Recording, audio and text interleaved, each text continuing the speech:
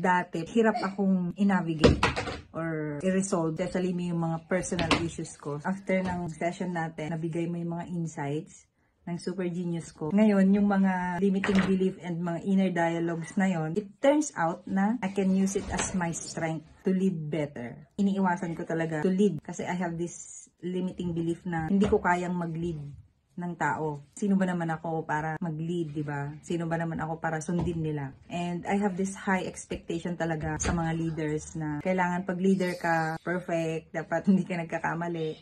So after ng session natin, coach, marami akong mga realization. Biggest aha moment ko talaga dun sa Super Genius session natin, coach, is finding out that I have the capacity to be a leader, to lead a team. Right now, coach, mas confident ako sa sarili ko. Mas nagkaroon ako ng clarity and enlightenment din sa mga bagay na gusto kong gawin. Kasi ngayon parang mas na-affirm yung mga path na gusto kong tahakin. Kasi yung insight na binigay ng Super Genius ko is aligned din siya dun sa career or path na gusto kong gawin. So, more on clarity, confidence, and feeling ko mas nakilala ko din yung self ko. Yung mga bagay na kung saan ako pwedeng mag-excel and yung mga bagay na pwede kong i-explore.